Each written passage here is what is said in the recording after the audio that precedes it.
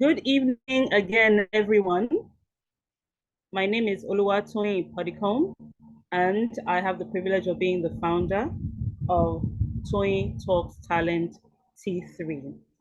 T3 or Toyin Talks Talent, or should I say the T3 Network, are a group, it's a platform where we coach young professionals and help them find their career fit through coaching, capacity building, and connecting, with the aim that we help them to discover their talents, to help to develop them, develop their skills, and help them demonstrate and deploy these skills in the workplace.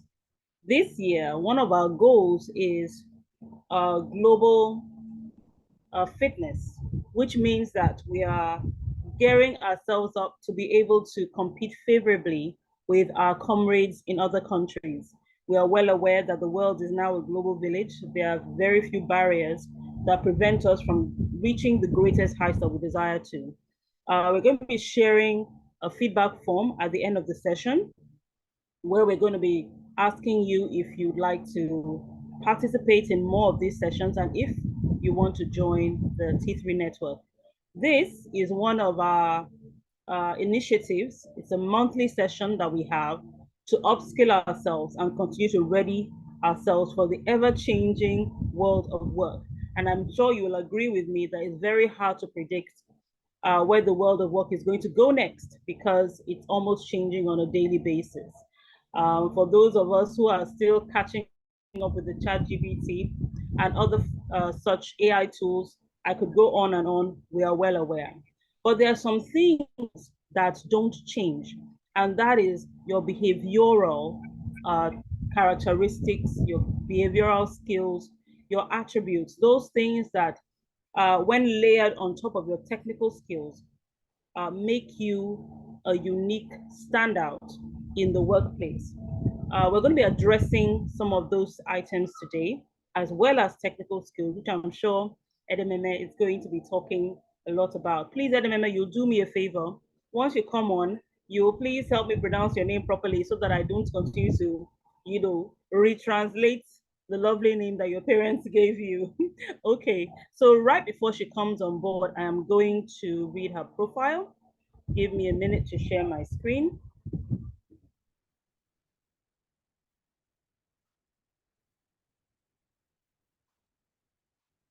For those of us who are LinkedIn people, I'm very, very certain that her face and profile are not going to be strange to us, because she is a powerhouse on that platform, and you'll see why I said so once I read her profile.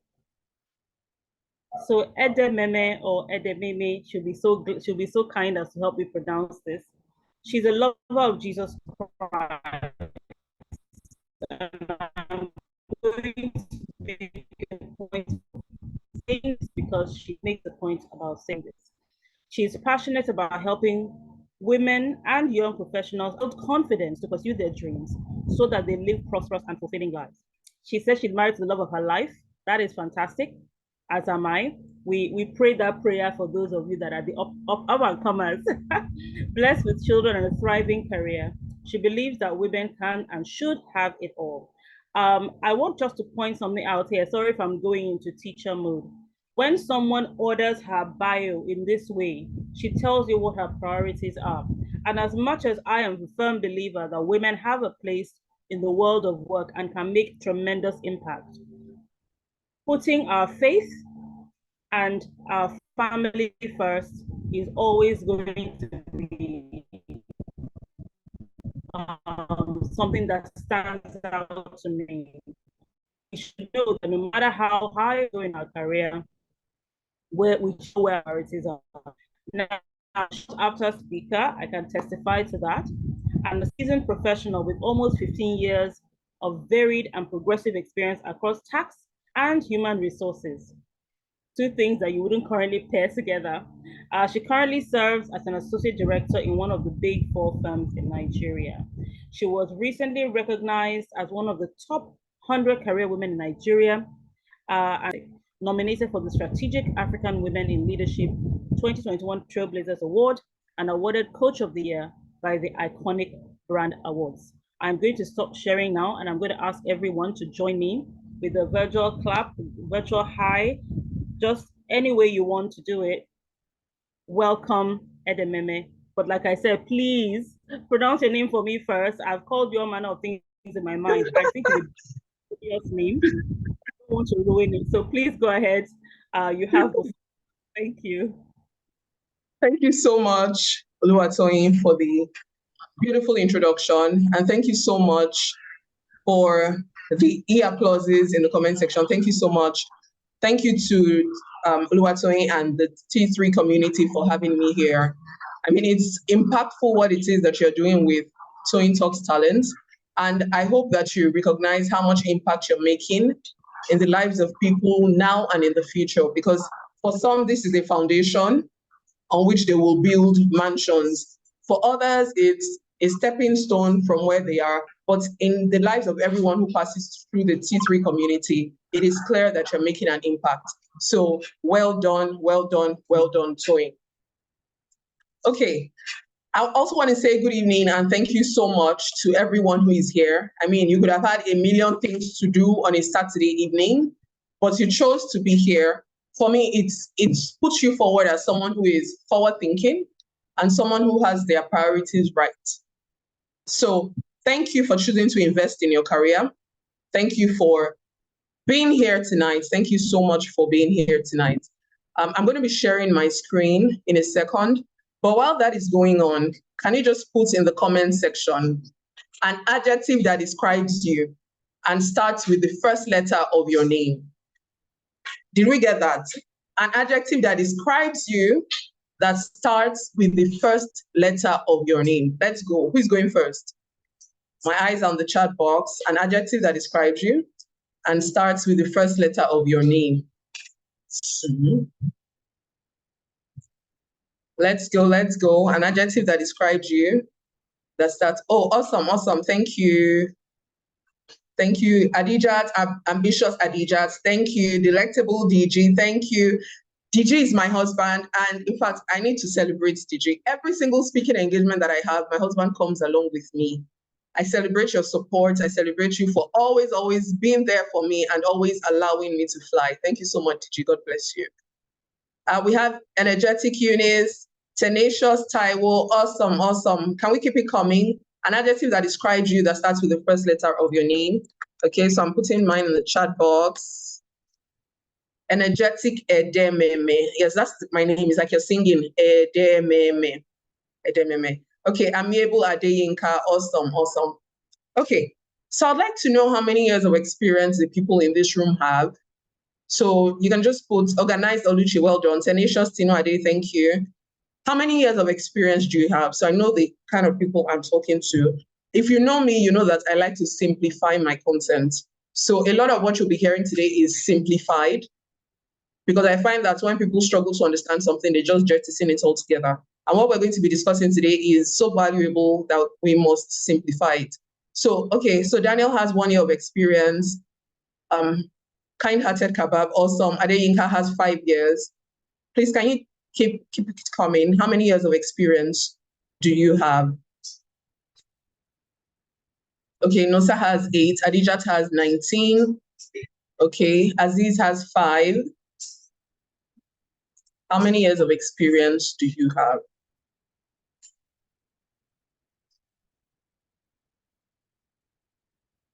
Okay, Taiwo has 3.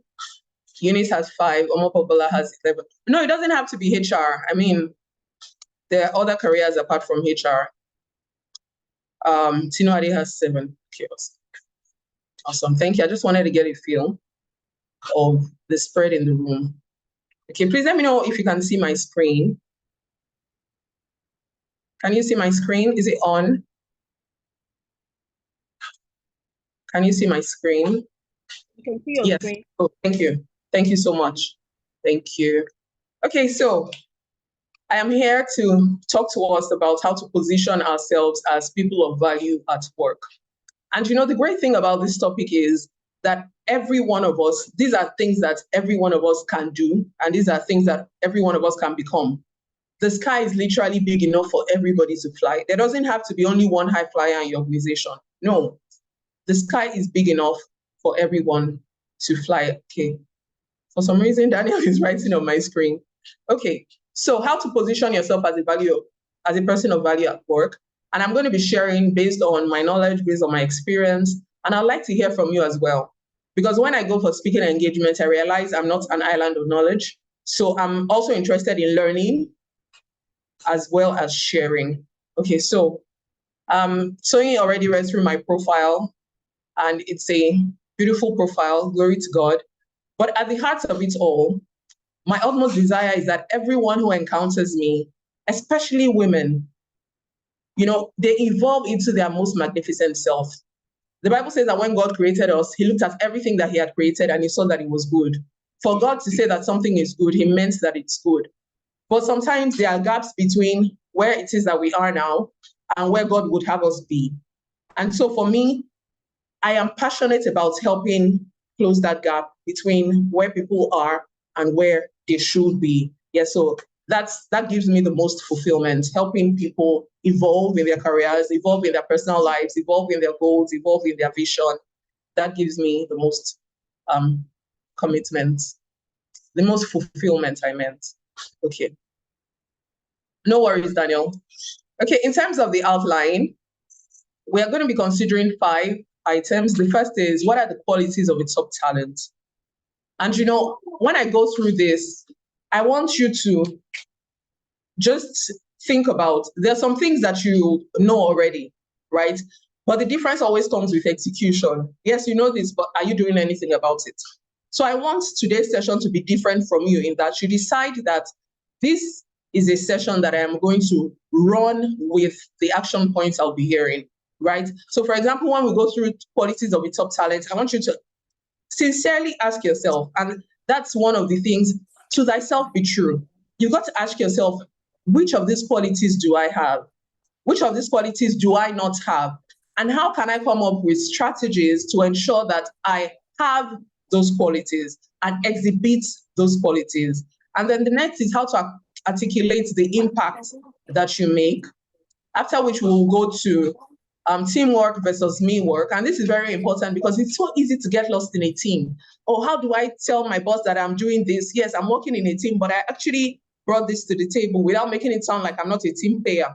We're going to be considering that at that time. And then we'll also be considering the importance of building relationships in the workplace. Some people think, oh, please, I'm only at work to do what I was paid for. I was paid to do work. So I do my work. Everybody, bye. Okay, someone needs to be muted. Let me just do that. Okay. And then the next is, why is the sponsor important and how do I get one? In the past few years, a lot of people have realized that there's a difference between a speaker and a mentor. And so a lot of people are saying, okay, mentors are important, but sponsors are also important. How do I get sponsors? So these are the 5 things I will be considering. Before we go on, I just want to get your learning objectives. When you got the invite for this session, or when you saw the flyer, what were you hoping to get out of the session? Can you just put that in the chat box? What are your learning objectives for this session?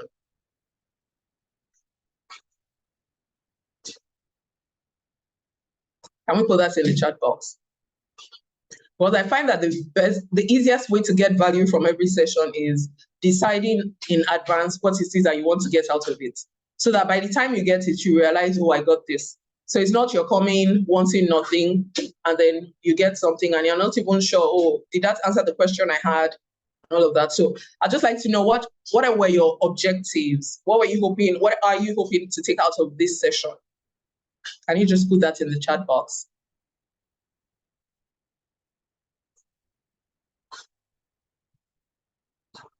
Anyone? Okay, Adeyinka, thank you. How to be more outspoken about your career achievements. Awesome. Thank you. How to be more outspoken about your career achievements. Now, is this within your organization or outside your organization? Adeyinka, please, can you qualify what you mean? Daniel says he wants to learn how to position himself as a person of value by doing more than it's expected? Daniel, I think you already answered your question. By doing more than what's expected.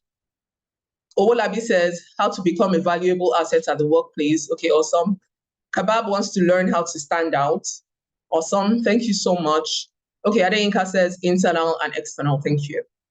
Okay, so we'll be going into that. What are the qualities of top talent? And I'm not going to be speaking much about, oh, you've got to be an expert, you've got to be technically sound, because in the new world of work, that's a given, right? The organization hired you because they looked through your CV and they found that you had the knowledge that they required for the role. They interviewed you and they reconfirmed that you have the knowledge required for the role. So of course you must be technically sound. And that's why I'm not going to be dwelling a lot on it. And also because a lot of us across the room are in different careers. Some will be in tax, some will be in HR, some will be in procurement, some will be in supply chain. But across it, it's important to be technically sound. That is a given. Adijat says, what can I do to be a person of value at work? Getting to know if I have so far been a person of value as an employee. Awesome. Thank you. Now, the first quality of a top talent. All the things that I have on this slide and the next few slides are arranged in no particular order. But I find that top talents are typically committed to the success of their teams or organizations. So top talents are not the ones that come with anywhere bele face. Top talents are not the ones that come with, I am only going to do what is expected of me. My JD says 1, 2, 3, 4, 5. If I've done 1, 2, 3, 4, 5, everybody say go be to your tent to Israel. No, a top talent goes over and beyond because they recognize that the success of their teams, the success of their organization is their own success as well. It's not their father's company, but they realize that while they are there, they want to make the most of the time that they are there. And this is one thing I say to young professionals. You might find that you're in a place where in your mind is like, if not for the condition of Nigeria, will I even be in this kind of organization? They're not even paying me a lot. But I want you to go beyond that. Because when you condition your mind to think about, oh, I will help my organization to achieve their goals. I will help my organization succeed. I will help my team succeed. What happens at that point is you become a better person. And the kind of person that you become shows up across all aspects of your life. So for example, if in committing to the success of the organization, you become a more thorough person, what happens is that thoroughness impacts every area of your life. You really cannot just bifurcate it to your career. So in looking out for your organization, in looking out for your team, you're also looking out for yourself. So top talents are committed to the success of their teams or organizations, whether it's a bottom line project or a non-bottom line project. Bottom line projects are the ones that directly impact revenue. Non-bottom line projects are the ones that don't directly impact revenue. And a mistake that I see career professionals make is, oh no, they're asking for volunteers for something that is not directly bottom line. So I'm not going to volunteer because I only want to be involved in things that are bottom line related. That's an error, because what I've found based on my experience is that some volunteering jobs, not volunteering jobs, some volunteering opportunities are the opportunities that you need to get you to meet people that would otherwise not have worked with you. I'll take that again. Volunteering opportunities are opportunities for you to meet people that would otherwise not have worked with you. So you're in marketing department, for example, you have your boss, the head of marketing, the director of marketing, and only the people in marketing know you. But if there is an organizational event or something, if it's, oh, we're planning the town hall, and you volunteer and be a part of that, guess what? You get influence, you get more visibility to people outside of marketing. So whether it's bottom line projects, whether it's non-bottom line projects, please get involved and ensure that you give your best while you are at it. Ensure that you give your best while you're at it. This is one tip that has really, really helped me. Commit to the success. What would help this team be successful? What would help the organization be successful? And how can I plug in? For some of you, your organizations need clients. You have people that you went to secondary school together who are now orgas in their organizations or are rising as well. You have people that in your university alumni group, you have friends from church, right? Why are you not talking to them? Do you know how much respect your boss would have for you when you say, oh, I spoke to one of my secondary school mates and he has asked us, I shared, in fact, that's the opportunity to blow your horn. Good morning, sir. So I spoke to one of my secondary school mates and I told him about what we do, the services that we provide across audit, tax, and advisory. He works in XYZ organization and he has scheduled a meeting for us with the CFO on so day. I want to confirm if that day works for you. Can you see how easy it is to move from just average to top? Because now your boss knows, okay, Edememe is treating this job as her own. Now you could go for the meeting and for some reason, maybe because of price differences or something, the role doesn't convert, the job doesn't convert, but it would not change the fact that you put your best foot forward and you took initiative to help your organization succeed. So I want you, as you're sitting down, be thinking about it. What can I do to help my organization succeed? What can I do to help my team succeed? So yes, we're working on a team, as a team, and everybody has their assigned roles. You finished your own, right? But this is a team. Somebody is struggling with their work. How can you help that person so that the team achieves the objectives quicker? You must be committed to the success of your team and of your organization. Okay, the next is to make your boss's life easier. Qualities of top talent. Top talents generally make their boss's life easier. And you know, I was talking to someone some 5-6 years ago. My career will be 15 years on the 26th of January, 2024. And it was just like 5 or 6 years ago that someone told me, the reason you were employed, forget what's on your JD. The reason you were employed is to make your boss's life easier. That's all. Your boss thought, oh, with Edememe in the system, my life would be easier. So top talents always make their bosses' lives easier. So think about your relationship with your boss. Are you the one who is always waiting for directives? You take no initiative until the boss says, do this. That's not top talent. Top talent thinks about, oh, you know, and I have a colleague who calls it the Nebuchadnezzar principle. If you're Christian, you know the story of Nebuchadnezzar. He saw a writing on the wall and he needed someone to interpret it. Daniel knew the answer. So before your boss even asks the question, you should know the question he's going to ask and the answer.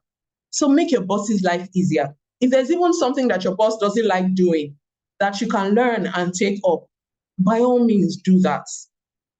By all means do that. Know that your principal responsibility is to make your boss's life easier. And for some of us, we work in structured organizations where it is easy to know how to make your boss's life easier. But if you're working in an unstructured organization, you could just walk up to your boss and say, oh, I just want to know what it is that we're running with this quarter so that I know how to plug myself in. Or what can I help you with? You know, it could be simple conversations like that. At first, it may be awkward, but if you continue, it will become second nature to you. And you also put yourself forward to your boss as someone who is interested in helping them succeed as well, because your boss's success is your success. Okay, the third is top talent leave people and processes better than they met them. So top talent is never the ones to say, oh, this is how this thing has been since, so let's just leave it like that. As it was in the beginning, is now, and shall be forevermore. That's not top talent. Top talent thinks about, how can I update the process that we have? Okay, so to get clients, we do 1, 2, 3, 4. Is that the most efficient way? Is that the most effective way? Is there something that we should be doing differently? That is how top talent is always thinking. That is how top talent is always thinking. It could be, oh, the way that you guys do work. Maybe you have a process that is currently manual. It's about thinking, how can I help to automate this process? You know, it's about being proactive. Oh, right now, companies' resources are lean, you know, because of the crunch in the economy. So a company has to do the most with what it has. So it's even not in the interest of your organization to be not nimble or to have inefficient processes. So I believe that you have your jotters there. So also write, the first one you wrote was, how can I be committed to the success of my team organization? How can I make my boss's life easier? What processes do I need to think about optimizing in my organization? And then also thinking about leaving people better than you met them. See, I think that this is a game changer for anybody. And when I talk to leaders, I tell them, see, there's the temptation to think if I develop the people, my junior colleagues, then they can take my job. But I like to think of it as, if I develop these people, my job will be easier. Please, I want the soft life. And developing the people that report to me helps me get the soft life, right? And I also want those people to think, oh, last year I was here, but this year I was here. Working with Edememe has really helped me become a better person. So that's being a top talent. And you don't need to be in a position of leadership to be able to do this. Leave people and processes better than you met them. I also find that top talents are self-aware. They are self-aware. They know what makes them tick. They know what triggers them. They know the impact that their words and actions have on other people. And they are careful about leveraging their strengths. They're careful about leveraging their weaknesses. They are mindful, not careful, about leveraging their strengths and working on their areas of weaknesses. You must be self-aware. There should be nobody who knows you more than you. One of the tests for self-awareness that I really love is called 16 personalities test. 16, then personalities. You can Google it. It is scarily accurate. And the good thing about the 16 personalities test is, after they analyze your personality, you get a comprehensive report that shows how your personality shows up at the workplace, how your personality shows up as a spouse, how your personality shows up as a parent, how your personality shows up as a friend, across different areas of your life. So it shows you your strengths as a parent, your weaknesses as a parent, your strengths as a career person, your weaknesses as a career person. I recommend 16 personalities test. So please add that to what it is that you're going to do after this session. You take the 16 personalities test, you analyze and digest the results and come up with what steps you're going to take to consolidate the strengths noted and help you to better manage the weaknesses that you noted. Okay? And they treat people right. You must never think that somebody needs to be something or have a position before they deserve to be treated right. No. You treat people right because that's the kind of person that you are. And how you treat people is a reflection of you. So treat people like, because everybody has worth, everybody matters. And people can tell when you genuinely like them, and people can tell when you're just doing it for the optics. So treat people like right because that's the right thing to do. Top talents also prioritize personal development. Top talent is not the one that says, if my organization doesn't develop me, it's their loss, so because as I am, I can't do more than what I know. If my level of knowledge is 5, it's 5 that you collect. No. Top talent realizes that it's about them at the end of the day. It's about them at the end of the day. Top talent is mindful of their reputation in the workplace. They want to put themselves forward in the best light possible. And they realize that one of the easiest ways to do that is to prioritize personal development. You know what you need to succeed on the goal. If you don't know, that's a problem. But you need to find out if you don't know. What do you need to succeed on the role? And after you find out, how can I develop myself to the level that I can succeed on this role? You might say, oh, I don't get paid enough to do an LBS course, or I don't get paid enough to do a Gengen course, but YouTube. The internet has democratized access to learning. There's Coursera, there's Udemy, there's EDX, free courses everywhere. Free courses everywhere, free learning on YouTube. But you have got to prioritize it, because if you don't prioritize it, then you will choose to do other things with social media, with the internet, instead of developing yourself. So top talents always prioritize personal development. Another thing that top talents do is they are visible and vocal within and outside their direct units. Top talents realize that to shine in their units is different from shining in the organization. And top talents are not content with being local champions. Top talents realize, why do I have to be a local champion when I can be a global champion. And so they are visible. When there are engagements across units, top talents are volunteering. When there are meetings, top talents are contributing. Top talents will get the agenda of the meeting and say, okay, I'm preparing for this meeting. What are the questions that I should ask? What are the contributions that I should make? Okay, which countries, which jurisdictions should I be looking at to be able to add value? So when they talk about it, I can say, okay, have we considered what's the norm in the UK? Because based on my research, the UK does this. The peculiarities of our environments in Nigeria are different. However, we can do 1, 2, 3. See the simple ways there is to shine. Do you know what you have just done with those few sentences? You have shown that you took the time to research.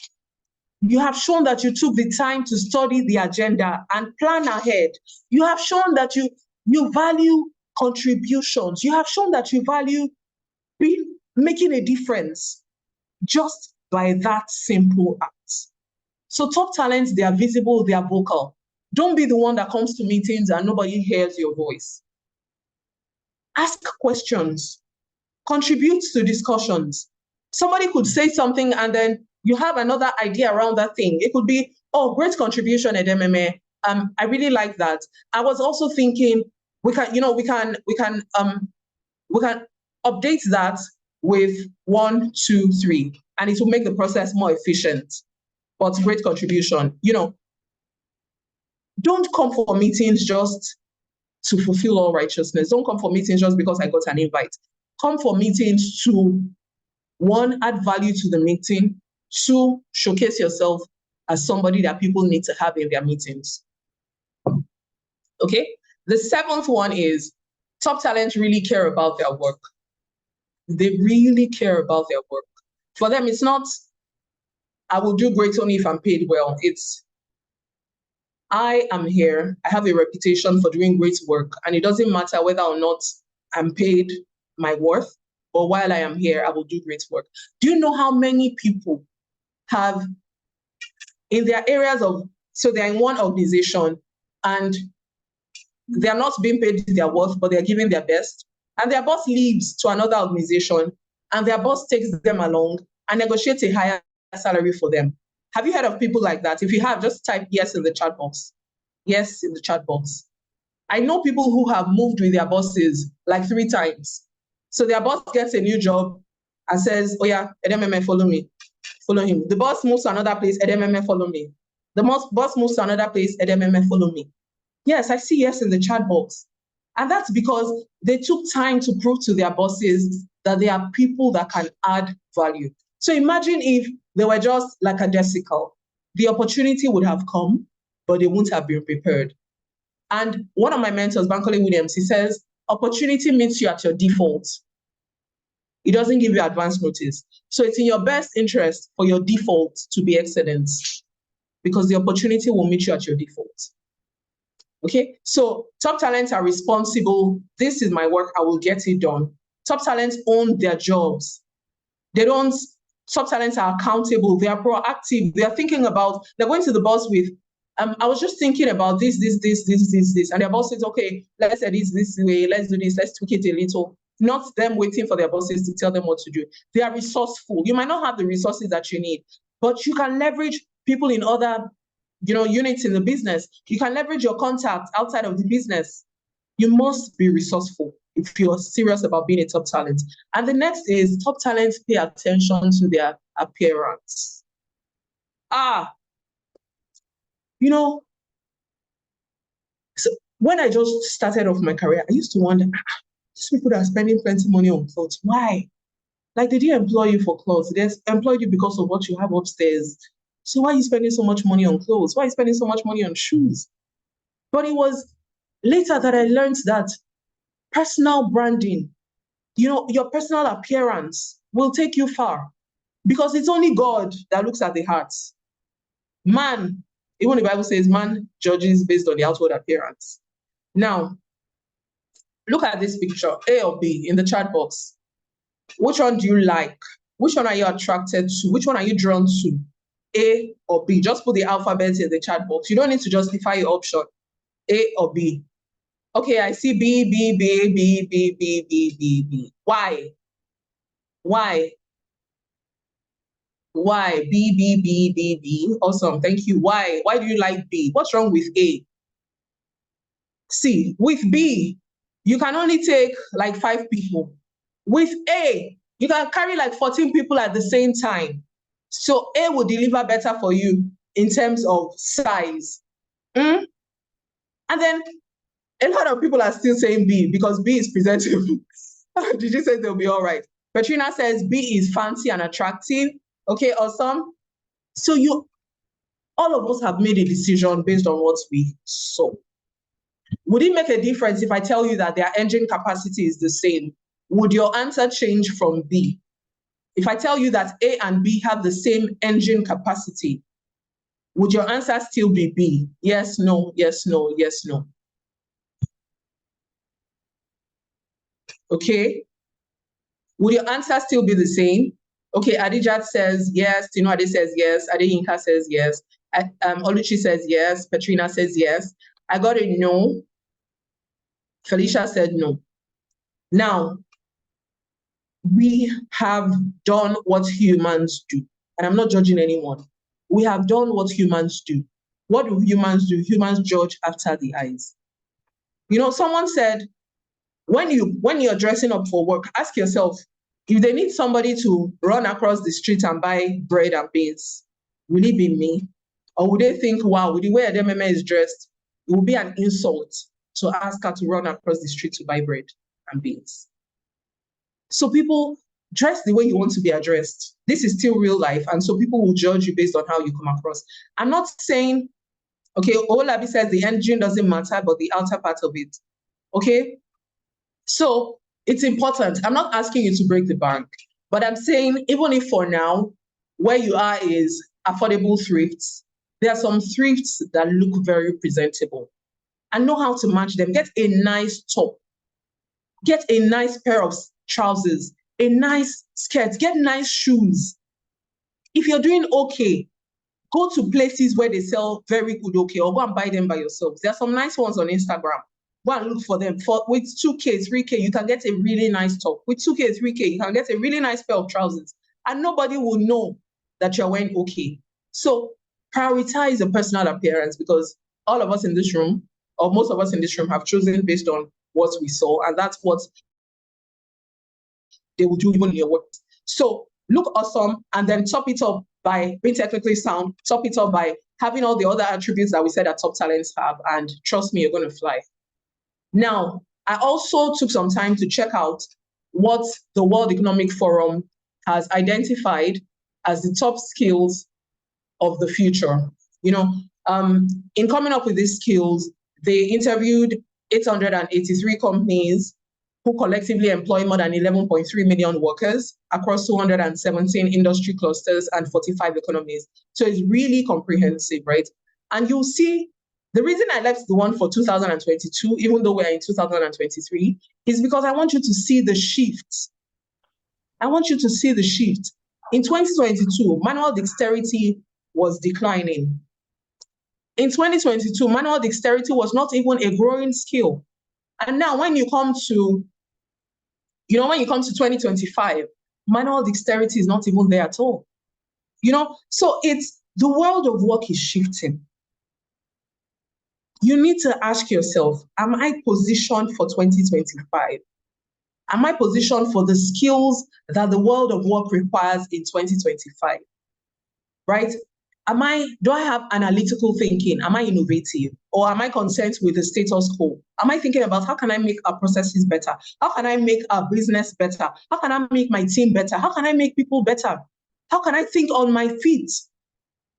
Active learning and learning strategies, that's what we've said. You cannot wait for anybody to develop you. At the end of the day, you are your own greatest responsibility. So active learning and learning strategies, that's the second top skill.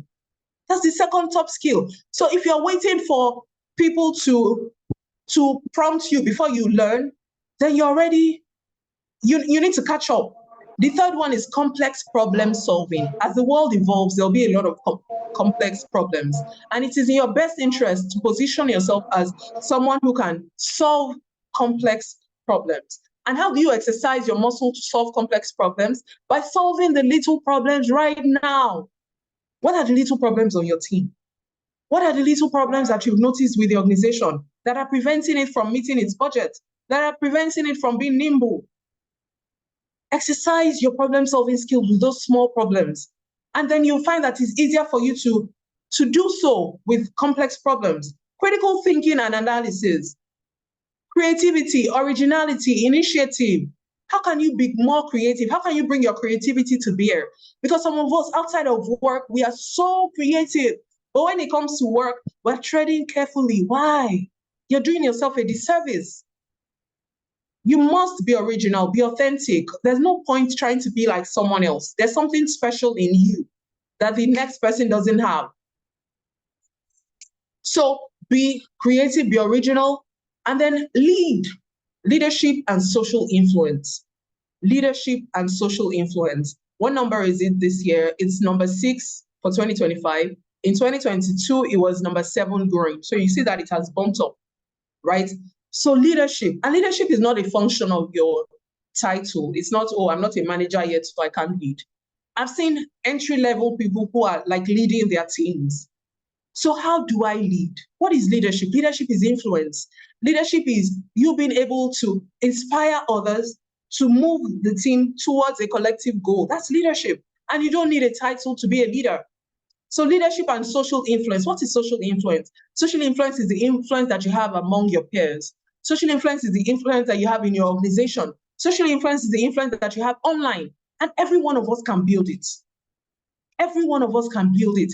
One key way to build influence, like I already said, is contributing meaningfully during meetings. Another way to build influence is solving problems and looking out for how to make people and processes better. The next is use of technology, monitoring and control. If you're still struggling with PowerPoint, Excel, Word, there's still a long way to go because AI to take over, So you have got to ask yourself, how can I position myself so that technology does not render me redundant? How do I learn to use Power BI? How do I learn to use the growing technology? How? What are even the growing technologies that for my career, I need to be positioning myself for? And take time out, active learning. Remember, take time out to invest in learning those things. The next one is technology design and programming. There's also resilience. That means you don't give up. There might be issues, but you realize it's a learning opportunity and you bounce back. Stress tolerance and flexibility. There will always be stress. Don't be the person who always breaks down under stress. And then flexibility. Remember that your way is not always the right way. Be flexible. Don't be rigid. Oh, we must do it this way. No. If somebody comes up with a better idea, then it's fine. It's fine. It's not a sign of weakness. Then reasoning, problem solving. Problem solving is here again, and ideation. Ideation is your ability to create from scratch. So this is per the World Economic Forum, and that list takes you to the Future of Work report. But you can just Google World Economic Forum key skills of 2025, and it will come up. Okay. Now, when Toyin sent me the brief, she also asked me for things that have helped me stand out in my organization. I work in an organization that it's a big four consulting firm. So it's one of the biggest global brands. It's in Nigeria alone, we have about 1,500 employees, but I've still been able to stand out. And so Toyin asked me to share what I think helps me stand out. And I'm sharing that on this slide in no particular order. Again, I'm making no mention of technically sound because that's a given. The first thing that I believe has helped me stand out is God and my vision. God, because I see myself as an apostle in the marketplace. God, because God has said, let your light shine before men, that they may see your good works and give glory to your Father in heaven. So if I'm doing good work, men will see my good work and say, wow, thank God for Edememe. I'm bringing glory to God by doing good work. So for me, that's one of the drivers. That's one of the drivers for the excellent work that I do. That's one of the drivers for my growth in the organization. I was recently promoted to associate director, and that's a level just below partner. And it's been God all the way. And I'm so thankful to God because, like I said, He's one of the reasons that I've gotten this far. And then my vision also propels me. One of my driving ambitions is I want to show women what is possible. I want to show women what's possible. I want to show my daughters, I have 2 daughters. I want to show them what's possible because we still live in a world where people think, oh, as a woman, you can't do this, you can't be this. I want to show them that that's bullshit. I want to show them that that's nonsense. And so showing up correct helps me to deliver on that vision. Because I get messages from a lot of female colleagues, oh, Edememe, you inspire me, you show me what's possible, you tell me that the sky is the limit, you show me this, you show me this, you show me this. That's one of the things that help me to continue to push because people need to see what is possible. And then the next thing that helps me stand out is visibility. I'm visible in my units. I'm visible in my division. I'm visible in my organization. We have a staff strength of about 1,005, but I'm not sure there's anybody that doesn't know me. I'm not sure there's anybody that doesn't know me. I meet people and they say, oh, hi, Edememe. I also work in your organization. And I'm like, oh, hi. I don't know them, but they know me. And the visibility is deliberate because, see, it's not enough to know that you know. Other people have to know that you know. And it's only through visibility that you get there. So I'm visible in my units. During meetings, I make contributions. Is there a project that we need to work on? Bring it on. I will do it. And I will do it well. I'm visible in my unit. And it started from little things. So if you're thinking, oh, with the little things, I'll do anyhow. With the big things, I will now show them, my commitment is. No, it starts with the little things. The Bible says, if you're not faithful in little things, who will give you your own? Who will give you greater things? So it starts with little things. As you exercise your muscle of excellence in little things, then you would find that it becomes second nature to you, even with greater things. I'm visible. People know me within and outside my unit. And it's from, most of my visibility really comes from volunteering. So, for example, when the unit we're planning strategy retreats as a division, in fact, how I stumbled into this thing. And that's why it's just good to give your best. For the strategy planning committee, I was a member for about 8 years. And as a group, we were responsible for planning the retreat and then documenting what it is that we agreed on as implementation steps, and then also following up to ensure that implementation is actually done. When they constituted the committee, the first year that I joined, when they constituted the committee, I wasn't on that committee. It was my 3rd year in the organization. I wasn't on that committee. But one of my colleagues, he had a meeting and he said, oh, Edememe, there's the strategy planning committee meeting that I'm supposed to go for. Please, can you represent me and tell them I couldn't come because of this meeting? I'm like, oh, that's fine. I don't have anything to do within that time slot. So I went for the meeting. I contributed, and I wasn't even thinking that they would draft me into the meeting. I just thought, okay, since I'm here, I might as well just make the most of this time. And then my colleague, by the next meeting, I didn't bother showing up because it wasn't my meeting. You remember, I was just standing in for a colleague. But the head of that committee told me, I don't care what you say, or you're standing in for somebody. No, I have drafted you. I like what you said. I like what you did during the first meeting. I want you on the committee. And that's how I served on the committee for 8 years.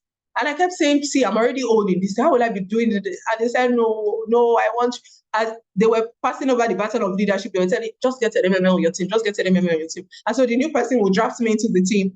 At a point, I just said, see, I'm already old in this thing. Let the Gen Zs, come and add their new ideas to this thing. But that, being on that committee gave me visibility within my division, And then I was also in the people focus group. There's something called, we have focus groups that help us to deliver value internally and externally. I was on the people focus group. And in that capacity, I was responsible for, what are the issues that the people are facing, coming up with initiatives to address those issues, and then tabling those issues to management.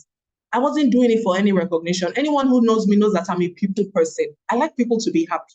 I like people to just be in the right frame of mind. So for me, I was doing all those things because I want people to be happy. But it really, really helps me. I was away from my unit for 2 years. I just got back in October, and one of my bosses has already said, yeah, come and collect your people focus group back. I was away for 2 years. It's less than a month since I came back, and they're already saying, oh yeah, come and collect your work. Because I am visible in the units. People know, oh, Edememe will do this and do it well. I am asked to MC events in the organization. I am drafted on firm-wide, what's it called? Firm-wide, would I call it engagements or committees? I recently served on the sports committee. The only sport I like is sleeping. But the head of that committee knew, just get Edememe, you will sleep, don't worry, you will. And that's what I said about making your boss's life easier. Making your boss's life easier. So that helps me. It gave me access to the senior partner. It gave me access to other partners. It gave me access to colleagues around the firm. So visibility comes from, most times it comes from volunteering. And then I also own projects that are assigned to me. If you assign me any project, I ensure that I deliver on it, especially when it's projects that I volunteer on or projects that somebody drafts me into. You know, we recently had an event, a multi-country event in the office, and I was just notified the day before, oh, Edememe, come and MC this event. But the way I MC'd that event, there was a technical glitch. The way I was running up and down to anchor that event, when people needed something after the event, they kept saying, oh, Edememe, you're on the committee. Please, can you help with this? Edememe, please, you're on the committee. I have a question on this. And I had to say, actually, I'm not on the committee. I was just asked to MC the event, and it was a day before, and they couldn't believe it. So whatever project is assigned to you, own it. If they're assigning projects to you, it's because they trust in your ability to do it. So do not take their trust for granted. Own projects assigned to me, and I deliver. I also strengthen our employer branding by speaking about the organization. This is something that a lot of people don't do. Oh, they just ask me to do my work, so I'll do my work and go. No. No matter how much you think your organization is not ticking all your boxes, there are some things that your organization is doing well. Why don't you choose to focus on those things and highlight those things? Why? And so if you follow me on LinkedIn, you know that I talk about my organization a lot. So I'm putting my organization in the brightest lights possible. So people are thinking, oh, how can I apply to this organization? People within the organization are seeing my post and they're thinking, wow, this is a really nice organization. I will stay longer here. So I'm strengthening the employer branding. And my bosses know this. You know, think about what are people in my organization not doing that I can't do? Because I found that a lot of people are not doing this. And that's why it's easy for me to shine here, because I'm doing something that a lot of people are not doing.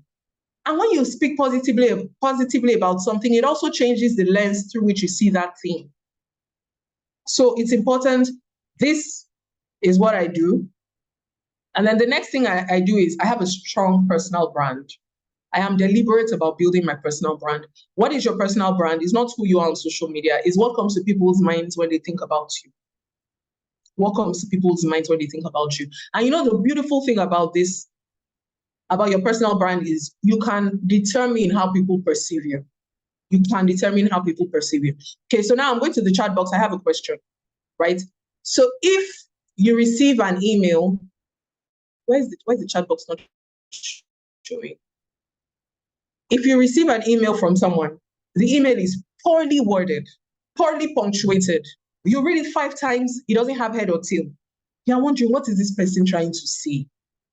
You ask a colleague to read it for you, the person is like, it would have been better if they wrote this in Greek, because even this English is not given. What would be your impression of that person? What would be your impression of that person? What would be your impression of that person? In the chat box, what would be your impression about that person? In the chat box, what would be your impression about that person? Sends you an email, poorly formatted, poorly written, poorly punctuated. DG says he will see the person as unreliable. Thank you, DG. Upstar. What would be your impression of that person? Adeyinka says unserious. Thank you. Can I get more comments, please? What would be your... Idris says unprofessional. Adijat says dumb. Oluchi says no attention to detail. Iyabo says disorganized. Stephen says clumsy. Amina says not coordinated. Petrina says sloppy and pays no attention to details. So Olabi would even ask, is this person really a graduate? Job says the impression he would have is that the person is not serious.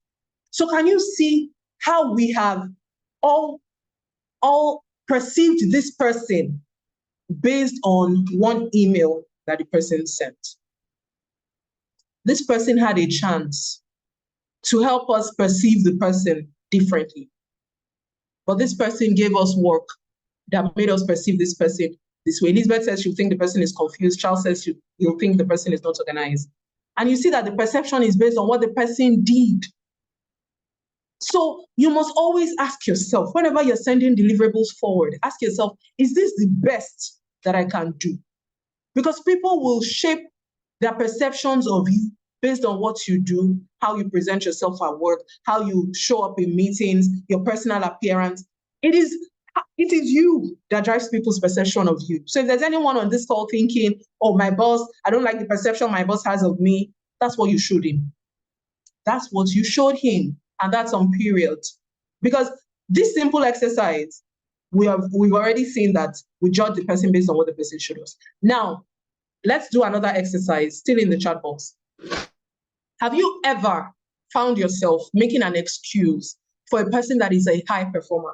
So this person has worked with you, usually great work, like you can go to sleep when the person is on your team because you know that the person will dot all the I's and cross all the T's. And then one day the person delivers bad work to you. Have you found yourself making excuses for that kind of person, thinking, maybe the person is not feeling fine. Maybe there is a domestic issue. Maybe the person needs to go on vacation. Have you found yourself making excuses for the person in that kind of scenario? Yes, no, yes, no, yes, no. Adijat says yes. Alabi says yes. Iyabo says yes. Yes, no, yes, no. Yes, Taiwo, Job, Adeyinka all say yes. Why? We're making excuses for the person because the person has proven over time. The person has built a reputation of excellence such that when we get something that is different from what we're used to, we're already making excuses for the person. That can be you. That can be you. When you deliver excellently every time, and the one time that you don't, your boss is making excuses for you. We have all said that we know people that we have made excuses for. So why can't you be the one that is so excellent that your boss is making excuses for you? Why? So your personal brand is a function of people's perception of you, and you shape that perception. So every day, ask yourself, with the way I'm dressed today, before you leave the house, with the way I'm dressed today, how will people perceive me? With the way I carry myself at work, how will people perceive me? With the way I present my deliverables, how will people perceive me? That's very important. And then I also treat people well. It doesn't matter their level, whether it's cleaner, whether it's anybody, I treat people well. And it has really helped me because you don't know who has the ears of people that matter. You might think, oh, this person just joined. You don't know who that person knows. You don't know. So I also treat people well. And I think that has contributed in no small measure to helping me stand out. And then the next is I have attracted sponsors. And I'm not going to dwell on this a lot because there's a slide for this. And then the next is I'm self-aware. I am self-aware. I did the 16 personalities test that I spoke on earlier. And if you're just joining, I'd said that you should go take the 16 personalities test. 16 as a number, then personality is spelled. 16 personalities test. It is comprehensive. It will show you your strengths, you'll show you your weaknesses, and across different areas of your life. Now, when I did my 16 personalities test, it showed that I'm an adventurer. And one of the weaknesses of an adventurer, or one of the strengths of an adventurer is you like to help people, you like to nurture people, you like to make sure people are happy, you like to have fun, all of those are strengths. But for weaknesses, an adventurer doesn't like structure. With a 9 to 5, you cannot not like structure, right? But I've been in a 9 to 5 in January to be 15 years. So I had to ask myself, how do I ensure that my personality doesn't act as a hindrance to where I want to get to? So I stood back and I said, okay, my personality doesn't like structure. So my personality doesn't like structure. So how can I ensure that I get my leaders to a point where they give me the free hand to deliver the way I want to? How do I get to that level? How do I get to the level where I am not micromanaged? Because that's one of the micromanaging, like, it stresses me out. So how can I ensure that I am not micromanaged? How? And then I sat down, okay, to ensure that I am not micromanaged, I will give regular feedback. That way my boss is not wondering, where are we on this project? Because I believe that, when people tell me, oh, my boss micromanages me, I'm like, I don't believe that your boss woke up that day and said, today I will set out to frustrate you. No. Your boss just really wants to know where you are on at that project, so that if he's asked about that project, he knows what to say, So micromanaging is typically because you have not given enough feedback. They don't know where the project is at. Okay, so I don't like to be micromanaged.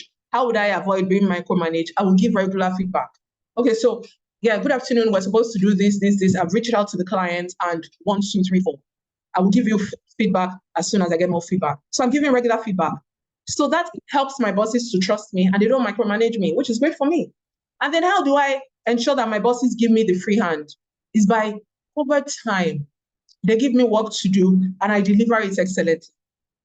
If you think of yourself and if you're sincere with yourself, you would find that you follow up a lot more with the people who over time have shown you that, no, they're not there yet. If you're sincere to yourself, is that true or false? True, false, true, false, true, false, true, false, in the comment section. True, false, true, false. Do you follow up with your high performers as much as you follow up with those that need a little more hand holding? Yes, no, yes, no, yes, no, in the comment section. Can I see the yes or no, yes or no, yes or no? So because I know, right, that I like having the free hand to do stuff, I know that it's important for me to let my bosses know that they can trust me to deliver work. So now we're at the level where they say, oh, Edememe, I want this done. And I'm like, great. And so I figure out how I want to do it.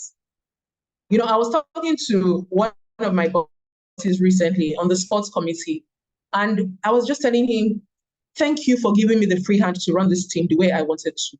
Thank you. Because that's when I was at my best. People kept telling me, are you the head of this team? And I wasn't the head of the team, but he just allowed me to run it. I was giving him regular feedback. Okay, we've done this, we've done this, we've done this, we're going to do this, we're going to do this, we're going to do this. If you want to be a top talent, you should focus on rendering your boss redundant. Rendering your boss redundant. Okay, so my self-awareness always helps me. And then also importantly, I believe that one of the key things that have helped me stand out is that I do other things outside of work. And those other things that I do outside of work fulfill me. There are a number of things I do outside work. So, for example, I wrote an ebook because I found, that I set goals, and for the most part, I achieved my goals. But I found that people struggle with achieving their goals. And so I told myself, okay, what are the key mistakes that people make based on the conversations that I've had with them, and based on the mistakes that I also used to make as well. And based on that, I wrote a book, an ebook titled 5 Costly Mistakes to Avoid, Holding You Back from Achieving Your Goals, and How to Undo Each Mistake. So in the book, I wrote what are the 5 costly mistakes and how can you undo each mistake. And you can download that at bit.ly/5 costly goal mistakes. So that fulfills me. Getting people who download the book, it's free. Getting people who download the book and getting their email saying, oh, Edememe, I read this and it has impacted me positively. Or, oh, Edememe, I have a question on this. Can you run me through this? So that is one of the key fulfillment drivers for me, knowing that I'm making a difference in the lives of people. And so I'm also having an Ask Me Anything session with my goals community. The goals community is those who have downloaded this book. And next month, we're having an Ask Me Anything where they ask me questions on their goals. So these are the kinds of things that fulfill me. Last year, I had a goal hack workshop, and somebody sent me a message to say 2022 was the first year that he achieved 70%, more than 70% of his goals. Before that, it was like 20%. But based on the tips that I shared in the Goal Hack workshop, he achieved more than 70% of his goals. Another person sent me an email to say that this is one of the best things that happened to me in 2022. So those are the things that fulfill me. And then I'm able to bring that fulfillment to my job. Because some of us just focus on our careers, but there are other things outside of your career that will fulfill you as a person. So ensure that you're not just having a limited mindset, only my career, only my career. The Wheel of Life, you can Google the Wheel of Life after this session, WHEEL. The Wheel of Life, it shows thank you very much, Alabi. It shows the 8 areas of your life that need to be in sync for your life to be satisfying and fulfilling for you. There's money, there's career, there's friends and family, there's personal development, there is leisure, there is goals, and there is 2 more, but it's 8. So ask yourself, am I, let me just put that in the comment section, Wheel of Life. Just Google it and it will bring out the Wheel of Life. So ask yourself, do I have a balanced life? Because when your life is balanced, it will enhance the fulfillment, the joy that you bring to your job. I also act as a confidence coach and a self-awareness coach, especially for women, because I found that when you know who you are, it boosts your confidence, and it also helps you see where you are at in your journey. It also helps you take deliberate steps to where you want to be. So I help people build confidence to pursue their dreams. I have a client who has set up a community for moms after joining my project. I have a client who has launched a business after joining my project. I have people who have built personal brands online after joining my sessions, after joining my coaching sessions. So those are the things that fulfill me, because I can see, oh, I am making an impact here outside of work. I'm making an impact here outside of work. And so the confidence, the joy also radiates into my job. Like I said earlier, anything that you do in one area of life will affect the others. I also love to speak. If there's anybody in this room and your boss and your colleagues don't know what you love to do, you're doing yourself a disservice. So I found that I love to speak, right? And my organization is not a training organization. It's not a speaking organization. So it's not a place that you join and expect, to find an outlet for your speaking flair. But I told myself, thank you so much, DJ. I told myself, how will I be able to incorporate speaking, which I'm passionate about, into this work that I do? And the first thing I did was tell my boss, I'm really passionate about speaking. I would like opportunities to speak. You must tell people. My colleagues know that I love to speak. My boss, so after I told my boss was like, okay, you can start with anchoring the unit meetings. And so I started small.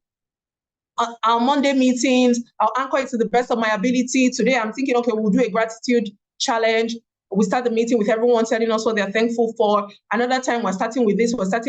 So even though it was just little anchor the unit meetings, I was being creative about it. I was bringing ginger. I was making people feel happy. Yes, we'll do the work, but even in doing the work. So my boss found that it was something that I was serious about. And then when we decided to come up with training, guess who my boss said had to join the training team? Me. And that started because I let him know what I was passionate about. You've got to let people know what you're passionate about, because there is likely a way for what you're passionate about to find expression in your job. And so I moved from that. I became a part of the training team. When organizations would ask us to come and train them, I'll be on the team. When we have virtual sessions, group sessions, I'll be on the team. And then someone just thought, oh, Edememe, we're having a town hall. Can you anchor the town hall? Then I anchored the town hall. Oh, Edememe, we're having this. Can you anchor this? I anchored it.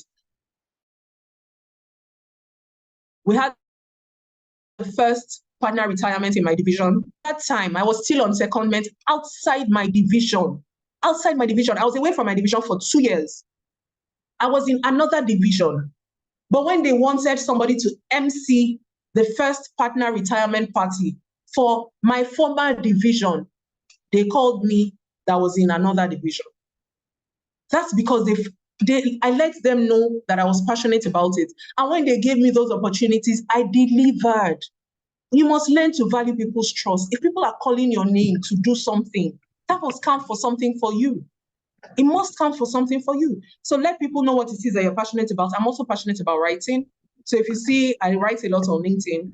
And so there are also avenues that I use even for my writing within the organization. I'm passionate about career mentoring, engagements like this, where I can speak to people who are either starting out in their careers or at different stages of their careers and help them make the most of their careers, build solid foundations for their careers, thrive in their careers. All of those things help me to stand out at work because the fulfillment always runs into my work, always. Okay. Now, how do you articulate the impact that you make? And this is an area that we tend to struggle with. And I don't know whether it's a culture thing because you don't want to be proud, because you don't want it to seem like you're boastful. I don't know what the reason is, but this is something that we have to unlearn. You have to unlearn it because if you're making impact, the world has to know that you're making an impact. So how do you articulate the impact that you make? Number one step is you must even know what your boss regards as value. You might be thinking, oh, if I make this presentation, and this presentation is the best thing ever, that's value to my boss. But value to your boss is what's the downstream work that comes from the presentation. When you know what your boss regards as value, it helps you align. And it also drives the actions that you take to ensure that that value that your boss regards as value sees the light of day. So ensure that you are aligned with what your boss regards as value. So you might want to have a conversation with your boss to say, what do you expect from me? And I was promoted in October. And someone would think, oh, after almost 15 years of experience, there's no need to ask. I scheduled a meeting with my boss. I want to know what it is that you expect of me at this level. Yes, I've gone online. I have an idea of what it is, but I'm not reporting to myself. I'm not going to appraise myself. You are the one who is going to appraise me. So I want to know what it is that you expect from me. I want to know what value is to you. So ensure that you know what value is to your boss. Ensure that you know what your boss expects of you. Structured organizations, it's a little easier because at every stage there is, these are your KPIs, these are your KPIs, these are your KPIs. But if you don't know what your KPIs are, or if you don't know what value is to your boss, please ask. Please ask. It's okay to have difficult conversations. Don't shy away from difficult conversations. The next is give regular feedback to your boss. Give regular feedback. You know that you're supposed to do 1, 2, 3, 4. Don't be the person who waits for your boss to ask for feedback, right? One thing you do for yourself when you give regular feedback is you're showing the impact that you're making. Okay, so hi Tony. Hi Tony. Remember that you asked me to call Adijat and discuss 1, 2, 3, 4 with her. I had a conversation with her, and based on our conversation, 1, 2, 3, 4, she has agreed to do this. So I'll just draft the engagement letter and share that with you shortly. We also did this. You are giving feedback, and you're using the opportunity to give feedback to show what it is that you are doing. So not let your feedback never just be, dear this, I confirm that I have done this. What exactly did you do? What exactly did you do? There's so many opportunities to articulate the impact that you make that you're taking for granted. You're waiting for, oh, when it's appraisal time, I will now put all of that. But if you're waiting till appraisal time to put all of that, you're already late because your boss has already formed a perception of it. So you want to be the one who gives regular feedback. And in that regular feedback, you're showing what it is that you've done and the results that what you've done have gotten. Okay? And then the next thing is, if you have a structured performance appraisal system, put some time into articulating what it is that you have done. And I find that the easiest way to do this is to keep track of what you are doing within each performance evaluation period. So if your organization has an annual performance evaluation, if the appraisal is in December, there's a likelihood that you can forget what you did in January. So have a book where you're writing, oh, in January, I achieved this result for the team, for the organization. In February, I won a business for the firm amounting to 20 million. In March, I suggested this that made the process more impactful. In December, yes, Digi, thank you so much. That's a personal brag sheet. So that by the time you are putting your appraisals, your summary together, your self-assessment, it is clear, it is factual. It is, I was working, and this is evidence that I was working. I find that people have formed a perception about me, so there's no need to put in any efforts. No, let that not be you. Put in efforts. Articulate what you've done, projects that you successfully completed, improvements you've implemented, positive changes you brought about. All of that needs to be in your appraisal. All of that needs to be in the feedback that you're giving your boss, whether it's verbal feedback, whether it's documented feedback. All of that needs to be in it. All of that. I have a colleague who every quarter just articulates, I thought to bring you up to speed with what has happened in the quarter. On this client, here is where we are. I've done 1, 2, 3, 4. On this client, here is where we are. I've done 1, 2, 3, 4. On this client, here's where we are. I've done 1, 2, 3, 4. Every quarter. Do you know what he's doing? He's reinforcing his place in the boss's mind. He's reinforcing his place in the boss's mind. So that's another strategy that you can follow. The next is quantify your impact wherever possible. Don't just say, oh, I completed project X. No, use numbers and data because they make your achievement more tangible. So it's, for example, instead of I completed project X, you could say I completed project X, which, 1 minute, I completed project X, which resulted in a 20% increase in efficiency and a cost savings of $10,000. I know someone who, there was a year that the person's business development efforts yielded very massively. So when the person was articulating what the person had done, the person, say for example, the budget for his unit was 200 million, and the person brought in 20 million.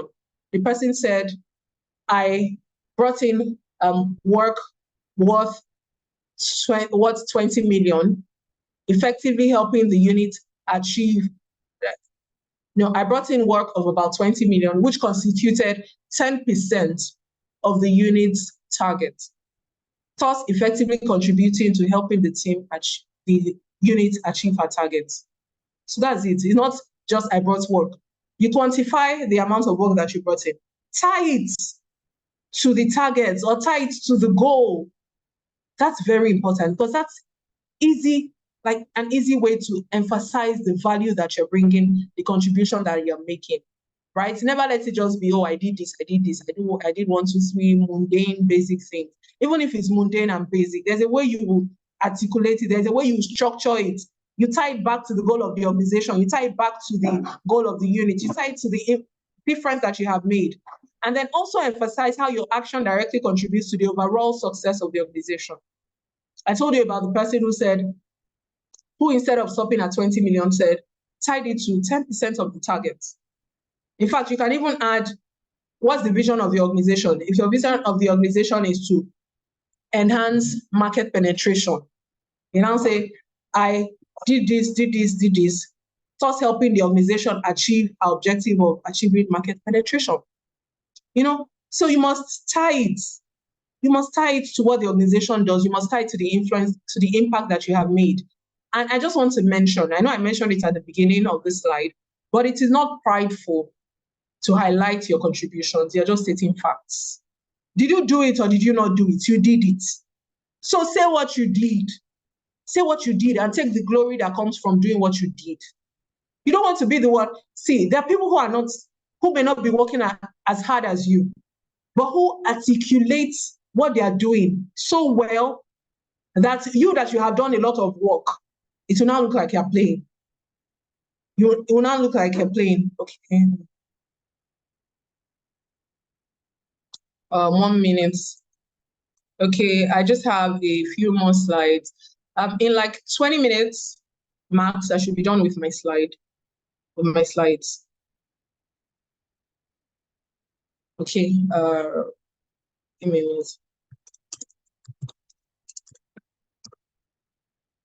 Okay, and then I'm also speaking about how to distinguish teamwork from me work. Because the reality of this, the world of work, is that you will work as a team, right? And you have got to know, there has got to be a way for you to show your boss that even though I'm in a team, I'm actually pulling my weight. So the first thing that you should do is use I and we appropriately. Okay, use I and we appropriately. So when discussing achievements, use a balanced approach. You acknowledge the team's efforts by saying we when appropriate, but don't hesitate to use I when talking about your specific roles and responsibilities, right? So the team did this, did this, did this. I was responsible for this, and I did it. There's an example here using we. Our team collaborated seamlessly to meet the project deadline. We implemented a new strategy that resulted in a 15% increase in productivity. We also conducted team workshops to enhance our collective skills, contributing to the overall success of the project. Can you see that this one used everything that we said in that slide? They said everything that they did. They used data to quantify their impact, and they tied it to the overall goal. And then now when it comes to I took the lead in researching and proposing the new strategy, which contributed significantly to the project's success. Involved analyzing data, identifying opportunities, and presenting a well-researched plan to the team. This initiative resulted in a 15% increase in productivity, demonstrating my ability to contribute strategically to our team goals. So even though you're working in a team, you can bifurcate the impact that you make while not taking the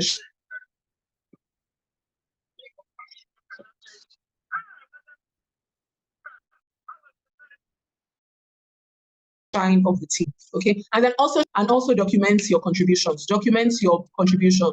You don't want to be the one that the boss calls and says, okay, may I know what exactly you did on this project? And you cannot say it. You did something, but you cannot articulate it well. Let that not be you.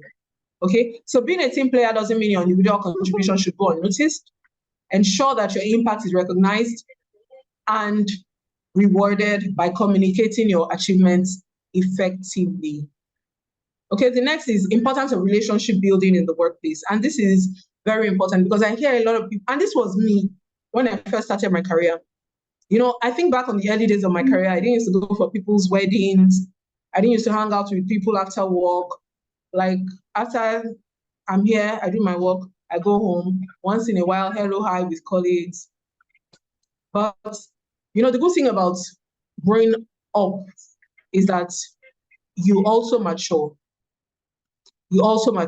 So one of the things that I found, and what I'd like to share about the importance of relationship building is you spend the bulk of your time at work. It's in your best interest to build relationships. You're at work from maybe 9 to 5. Not everybody even closes at 5. So you might be at work from 9 to 7. How many hours is that? 10 hours. You don't spend that much time with your family. You spend the bulk of your time, the bulk of your life at work. So why should you not build relationships? Why? Why should you be at work and it's like you're walking on eggshells? No. Build relationships in the workplace because you spend the bulk of your time at work.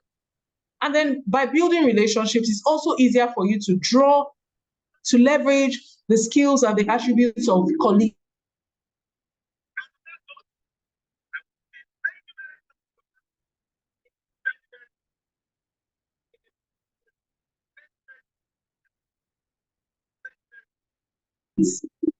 You cannot know, all high flyers in our own right, but they have attributes that really help me. Because of the kind of person I am emotional, and sometimes, especially when I'm upset, that emotion comes through in my writing, and the person is reading it, and the person knows that I'm upset. Now, one of the things you need to do as you grow older is you need to be more diplomatic, more tactful. So you're passing your message across, but the person knows, oh, Edememe wrote this while she was calm. Because sometimes people can judge you because of emotions. So with Ebenezer, it's, guy, this person upsets me. And I want to let this person know that they should not try this rubbish again. But so I send my drafts, and then he laughs when he sees it, and then he tones it down a little. He's also very good with words. He has very good business writing skills, very good business writing skills. And so I can share something with him and say, okay, what do you think about this? And he can say, oh, touch it up this way, tweak it this way, tweak it this way. I am learning. I'm becoming a better person because I have built relationships with him that help me to learn from his writing abilities, to sharpen my writing. There's Aminat. Aminat has the ability to simplify things. Because of my adventurer personality, sometimes I think about things from the grand perspective, whereas the answer might be in the simple, and then I like challenges. So I also like thinking about things from the grand, but sometimes it results in stress. So I go to Aminat and I say, oh, Aminat, the client is saying this, and I don't even understand what the client wants. So the client is, and Aminat just says, okay, can you take a step back and think about it this way? And that change of perspective is all I need to make a headway. So you can imagine if I was carrying face for everybody, please, they're not the reason I'm here. I'm just here to do my work. I'll be wasting time, wasting energy, struggling, not developing myself just because I didn't build relationships in the workplace. So it's important to build relationships.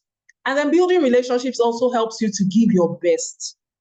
You notice that all this while I'm saying the importance for you, the benefits for you as you build relationship, because at the end of the day, the benefits are for you.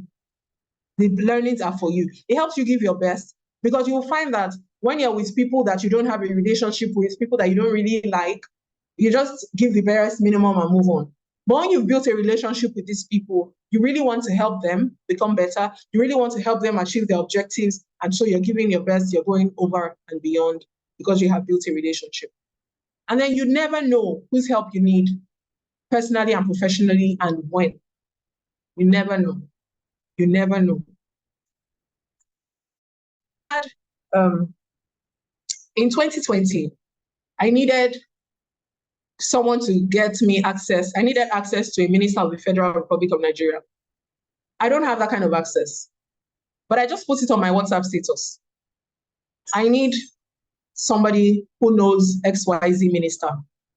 I need access to this person. And it was for a personal issue. The person that gave me that access has left my organization like 5 years before that time. But the person just responded because I had built a relationship with that person. I was good to that person. I was kind to that person. The person just responded and said, oh, I know his son. We went to university together. What do you want? And so I just put a call through to him. Okay, this is what I want. This is what I want. This is what I want. He said, okay, I'll call his son and ask his son to discuss with his father. And I'll tell you what his son said, what his son says. And then like a day or two later, he got back to me. Okay, he has discussed with his father. This, do this, do this, do this, do this. You never know when you will need people's help. And you know that, in fact, let me go to the chat box. Have you found yourself going over and beyond for people because they are to you or because they have some sort of relationship with you? Yes, no, yes, no, yes, no. In the comments. Do you find yourself going over and beyond for people who have a relationship with you? I was talking to a colleague recently and he was complaining, oh, this person asked me about this. And I told him, see, what this person asked for, serious as they're making it sound. It's just that you and that person have not gotten your relationship to the level where you think that person should be asking you for this thing. It's relationship. I see yes in the comment section. So if you build a relationship with people, it's easier for them to help you when you need help. You don't dig a well when you're thirsty. You dig the well before you're thirsty. So build relationships because you never know when you need help personally and professionally. I have ex-colleagues who have moved to other organizations and I'm calling them up and saying, guy, we need to work for you. How can you make that happen? You know, it's helping me now because I have built relationships. It also helps you receive feedback that you take seriously. I find that some people give me feedback and I don't take it seriously because I don't trust them. I don't believe that they have my best interest at heart. And at the heart of it all is because we don't have a relationship. But when people that I have a relationship with give me feedback, I know, oh, wow, this person really wants me to succeed, and so it's in my best interest to take this feedback. It also works the inverse. If you want to give feedback that people will take seriously, have a good relationship with them. Let them trust that, awesome. So since Tony says, I hastened something for a colleague because she gave me food when I needed it. I could have delayed it, but the food she gave me literally pushed me to act fast in her favor. Awesome. So relationships, they benefit you. They benefit you. Okay? And the last importance of building relationships, I mean, this list is not exhaustive. For career advancement, you need people. For career advancement, you need people. You don't know who has the ears of the people that matter. For career advancement, you need people. Your junior colleagues, your senior colleagues, your peers. You need to build relationships with them so that they can tell you, I heard this person say this, so I think you need to work on this. You need people to be mentioning your names in rooms that you're not in. And relationships help you achieve that. And then I think this is the last slide here. We're talking about sponsors. Why are sponsors important and how to get them? So on this slide, I decided to differentiate between sponsors and mentors. Your mentor is an experienced person who is willing to help and support you, who builds your confidence and provides a sounding board, who offers empathy and a shoulder to cry on, who expects very little in return. That's a mentor. But a sponsor is a senior person. Remember, I said that one of the things that has helped me stand out is because I have attracted sponsors. A sponsor is a senior person who believes in your potential and is willing to take a bet on you, who advocates for your next promotion. Advocate for your next promotion. Oh, I believe Edememe can do this. I've seen Edememe do this. So I believe that she's ready for that promotion. A sponsor encourages you to take risks and has your back. So even if something goes wrong, they put your name forward and something goes wrong, they're able to say, oh, yes, this went wrong, but it's likely because this. Oh, yes, I already put Edememe forward to achieve a budget of 200,000, but you can see what the economy is like. You can see how the Naira has devalued. You can see how clients are pushing back on our fees. So all of those affected our ability to meet this. They encourage you to take risks. They have your back, and they expect a great deal from you. Your sponsors are not like your mentors. Your sponsors expect a great deal from you. They expect, I'm putting my name on the line for you. So you must deliver and deliver excellently.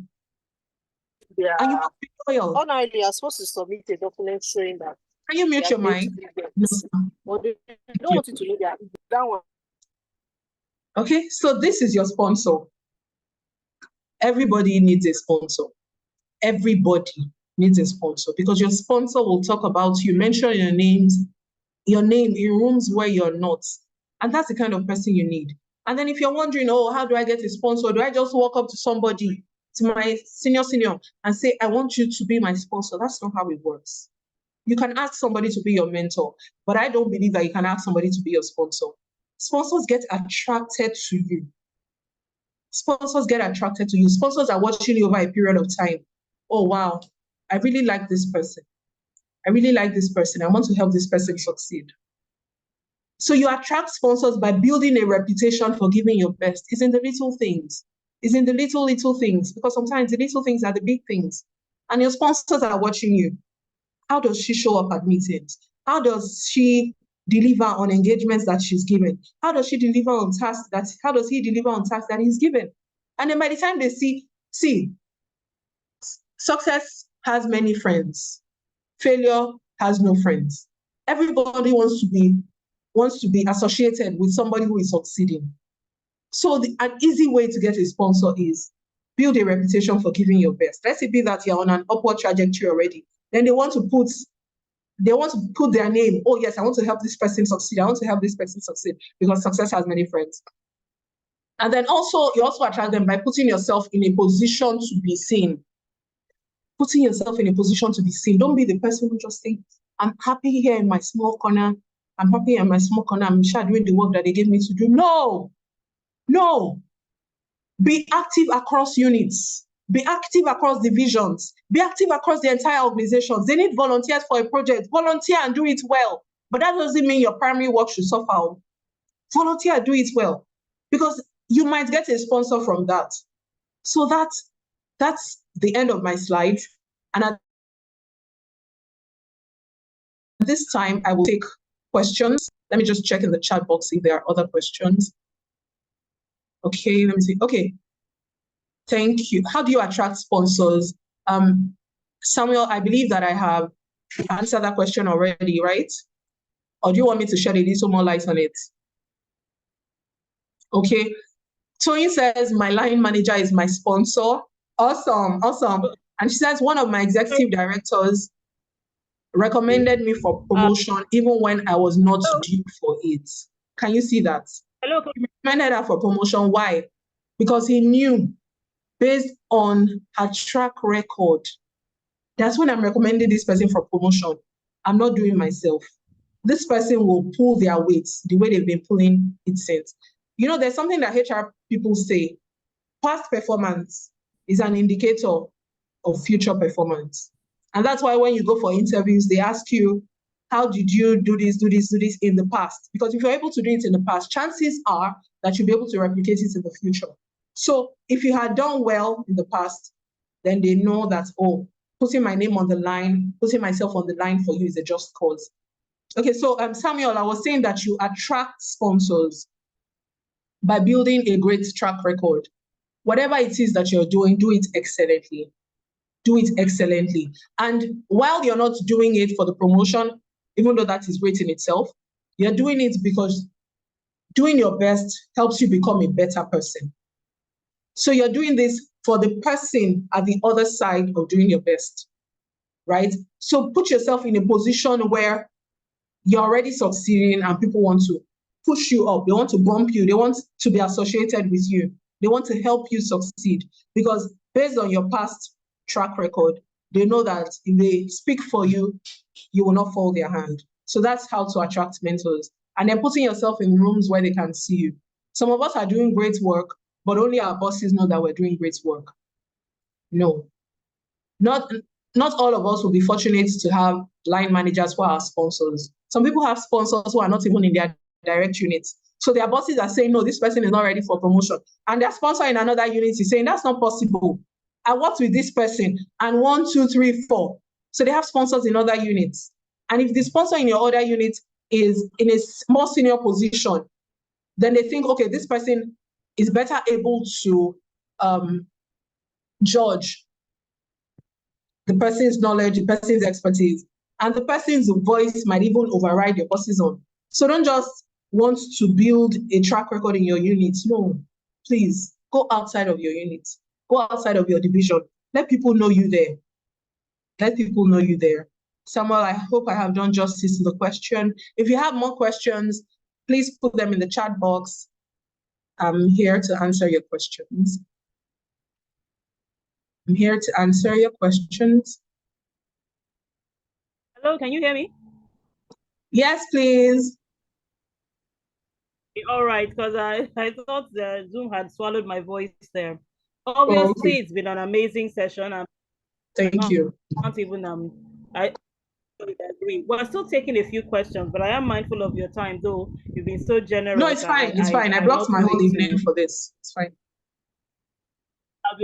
Okay, fantastic. Thank you so much. You're welcome. Just wanted to observe that then Body comes in this lesson session, and that's because they use my link to join.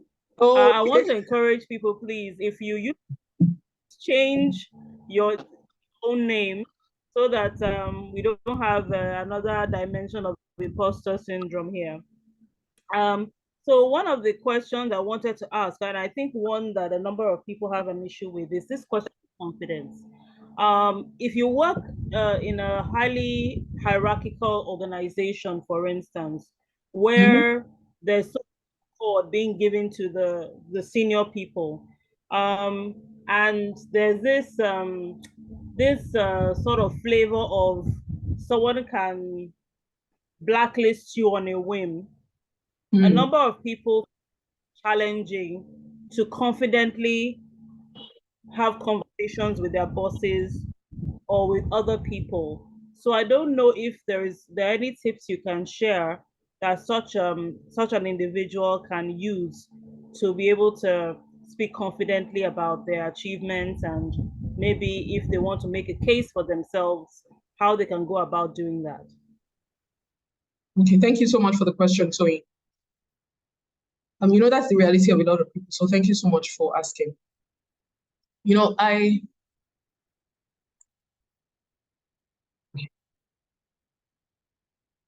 Are there bosses who can blacklist people on a whim? The clear answer is yes. But would they do it to their best hands? I think the answer is no. Because every boss to win. And if you have somebody on your team who is helping you win, it will be difficult for you to say, I want to use my hand to do myself, right? So you might be doing great work, but how do you let your boss know that you're doing great work? Yes, you might be in an hierarchical organization where you really cannot have a meeting with your boss to say, this is what I'm doing. But can you use the time when you're giving him feedback? Because I believe that you always have opportunities for feedback, whether it's physical feedback or feedback via email. Can you use that opportunity to document what it is that you are doing, or what it is that you have done, right? Can you use that opportunity? And I believe that muscles are exercised by use. So it might not be easy for you the first time to have a conversation with the boss, but your career needs it. Your career requires it of you. So even though it will be awkward for two of you the first time, can you do that? After giving him feedback that shows the value you're adding, just go in and have a conversation. Good afternoon, sir. I know that I have sent you feedback on this, but I thought instead of sending you an email for the next level of feedback, I thought to have a face-to-face conversation with you. So we've done this, and the last feedback I gave you was this, but between then and now, I have now 1, 2, 3, 4. And then you could now veer into, okay, I should have started with, you need to build rapport. So let it not just be work, work, work, work, work. Oh, good afternoon, sir. How are you? What's his favorite football team? Chelsea. Oh, I saw that Chelsea had a match yesterday and Chelsea won. Congratulations, sir. But Chelsea didn't win. Oh, wow. So sorry about that. Hopefully next season will be better. So I just wanted to talk to you about this. But you have started by wetting the ground with something that he likes and probably makes him loosen up a little. Then you can just say, oh, I just wanted to bring you up to speed on XYZ project. The last feedback I gave you was this, but between then and now I have now this. I'm thinking of this. Is there anything else you'd like me to do? So you have shown him the status of this. You have shown him what you intend to do based on the status as at now. And then you're also asking him, is there anything you'd like me to help you with? Is there anything you'd like me to help you with? You ask him the first time. You ask him the second time, is there anything you'd like to help me with? You'd like me to help you with? The first time he might say no. The second time he might say no. The third time he might say, oh, every time this girl gives me feedback, it shows that she's on top of all issues. So let me try her with this small one. And then he tries you with one, and you do it very well. Is there anything I can help you? In fact, you won't even need to ask, is there anything, before he will start flowing work to you. And after a while, his confidence in your competence will increase. And on the matter of confidence, I believe, and I've learned from experience, that confidence comes from knowledge. Most of the meetings that I am very confident about is because I know the subject matter in and out. You hear I've been talking confidently from the start of this session. It's because I know this in and out. I'm not saying I know 100%, but it's unlikely that there's any question I'll be asked that I don't know about. But if you took me to supply chain and you're asking me about supply chain, I'm not sure I will sound this confident because I don't know as much of supply chain to guarantee that I'll be confident in it. So confidence comes from knowledge. And we said that one of the top 10 skills for 2025 is active learning. Active learning. You've got to find time to develop yourself. Build confidence. You're speaking in that meeting and you're saying, oh, I believe that this. We need to do this. Our competitors are doing this. You're saying it confidently because you've done some research. You've done some industry analysis and you know that's what the competitors are doing. So confidence most times is enhanced by knowledge. Confidence most times is enhanced by knowledge. Does that answer the question, Tony? Yes, most certainly it does. And I hope everybody has paid some attention to that because I know that we're all at different levels in our careers. And because comfortable that others are in expressing themselves in those ways. Okay, so my namesake is raising their hand. I have no idea who this person is because you didn't. It says his name is Kayode and he can't seem to change the ID. Yeah. Oh, okay, Kayode, if that's you, please go ahead. Can you unmute yourself and ask a question? Ma'am, thank you so much. I'm not asking a question, but that's something I learned. So I went to a place today, and what I learned in the morning and what I learned in the evening were similar. I think why I spoke about knowing yourself well and okay, yes, I think it was Lyson. I was talking about entrepreneur, ensuring that you do more for yourself, so that you become someone that you become indispensable in quote. Absolutely. And I came here evening. Only joined that, and I'm also hearing the same thing. Like you also say, you also spoke about entrepreneur, because when you start doing more than you are to do, you are showing that see, even though I work with this person, I am also taking the responsibility of the organization of myself. And they also spoke about sponsorship and those sorts. And so I just want to say thank you. I learned from your experience. And something that you said that resonated with me is when you spoke about you speaking. What they know me for in my organization is photography. So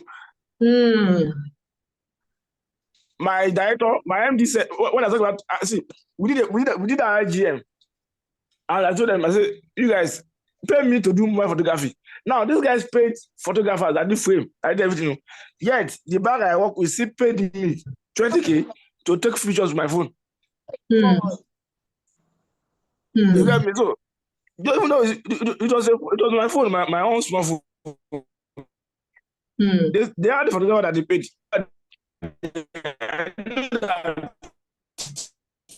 See, I gave this job because even you have been doing overtime for us. You have been for the gateway. That's what they call me. So in every way now, for some of us, your work may not be able to show you, but you can have some soft skills that they'll say, what does it know shown for? Perhaps not HR or something else entirely. My organization is in my HR work, but notably photography. Everybody, both security, both driver cleaner, the photographer. I didn't for my job also. I wanted to resign exactly, and my boss said, my boss gave me a million reasons not to resign. Now, my boss is pushing for a promotion. I'm pushing for promotion in 2024. Wow. Congratulations, Kayode. No, 2025, rather. We'll try and everywhere we push ourselves out. Let's do that. Thank you, yes, ma'am. Thank you so much. You know, that's really important, what he shared. Be known for something. And there must be a way. You know, I did an interview a year or two ago, and the topic of the interview was aligning your career choices to your life goals. And there's a test. Okay, I will go off presentation mode so that I can look for the link and share it. But there's a test, is the Spark Type test. Spark Type, K-E, not just K. I'll share the link. And the Spark Type test, when you take that test, it shows you the kind of work that you should do that will set you on fire, literally. No, not literally. That will make you come alive, you know. And not everybody will have the blessing of being in a job that matches their life goals, or being in a job that fulfills them deeply. But what I said in the interview was, you have got to find a way to fit what you're passionate about into what it is that you have right now. And that's what Coyote has done. He loves photography. He has not yet set up his photography business. He's currently working in HR, he said, but everybody knows what he's passionate about. He's passionate about photography. I have a colleague who is passionate about anchoring events. He's a comedian. Like, even when he's talking to you normal one-on-one, you're already laughing. And you're like, oh God, Ebube, I'm talking about a serious matter now. No, I'm not laughing. No matter what you say, I won't laugh. And then the next thing you're laughing, everybody knows that this guy is a comedian. So when the office needs somebody, they call him. When colleagues are getting married, they call him to anchor their reception. When people are doing birthdays, or, oh, it's my father's birthday, it's my mother's birthday, and I want a professional who will do it well, look the part, be sophisticated, but also help people laugh, they call him. So it's important, let people know what it is that you do. Let people know what it is that you do. I've had partners say to me, oh, Edememe, they want me to speak in this organization, but I don't have the time for it. Are you interested? You know, and that's because they know what it is that I like to do. And again, when you get those opportunities, please don't betray their trust in you. Don't betray their trust in you. Let me just look for the link of the Spark type test that I mentioned earlier. If you have any questions, please go on while I just fish that out. All right, fantastic. Well, that you can please ask your question. Okay. If you look into the chat room, you will see a link being posted for feedback on the session. Would like very much for you to click on the link and to give us feedback so that we know how to improve on these sessions. As you can see, they are what we call, I don't want to call it CSR, but I think it's a give back that we do for young professionals mostly, and anyone that needs what we have to offer. So if you fill that feedback form, we can update you on the next sessions, that you can be aware of when we're going to do something like this, and of course invite as many people as would benefit to such sessions as well. So please go to the chat box and click on the link so we can have your feedback. I think also, if I'm correct, Edememe, you've posted a link in the chat room, am I correct? Yes. The one on the Spark type test. Okay. My husband already shared the link to the 16 personalities test, so I'm not going to share that again. Okay, all right. Isn't it fantastic when your husband is your tech guy, tech support? You know, I love it. You know, God bless personal, you. My brother earlier today, and he mentioned that he knows you, and Who? I think he knows your husband as well. Who? His name is Akinwale Ajao. Yeah. See, and my husband were in uni together. Wow, small world. And they still keep in touch. Wow. Wow. Yeah, so that's my brother. I hope everyone is going to. That was your brother. It is amazing. Pardon? Akinwale Ajao is your brother. Yes. Did you say yes, he's he your brother? No. Yeah, he's my No. brother. He's my younger baby brother. Wow. People of God, see why it's good to have sense. Imagine if I was just a nonsense person. Yes, I can hear you. We knew that already, that you were not a nonsense Wow. person. Oh, I wanted to share the links to your books as well. I don't know if this one, I know there's one that is free. I don't know if this one is free. If it's a paid one, please feel free to share the cost so that anyone who is interested can link up with you and purchase it. Please feel free to do that. I know there's a free one that she's been generous enough to share on LinkedIn for as many people as would take advantage of that. So please do. It's not every day you come across all these rich resources. And I have to say how much I appreciate and value her desire to also add to professionals, to make them the best that they can be. it's one of those things that join us as a human race, our desire to lift each other up. And that is amazing. I don't see any other questions in the chat room. I don't know if anyone wants to ask any someone more wants questions. me to share slides 11 and 12. Okay. Okay. I think you mentioned that there's another workshop, like another session you'll be holding on, I think, confidence coaching. Am I correct? Did you want to talk a bit about that? On self-awareness and goals. Yes, yes. Yes. Okay, we haven't set a date yet, but anyone who downloads the book we will reach out to anyone who downloads the book with the information on that. So this is the link to download the book, bit.ly/5 costly goal mistakes. If someone can help me put that in the chat box, bit.ly/5 costly goal mistakes. We would also have a self-awareness challenge, and I ran one last year with the members of my email community, and it was a lot of them found out things that they didn't know about themselves. And for me, nobody should know about you more than you. You've got to be comfortable with digging in. Some of us we don't want to dig in and find things that we don't like or things that would make us sad. But until you dig in and find those things, you won't even know where the gaps are. You can't continue to pile stuff on top of those things and hope it will somehow resolve itself. It doesn't work that way. It doesn't. Okay, so this is slide 11 and 12. I'm not sure if it was Elizabeth that asked to see slide 11 and 12. Can you see it?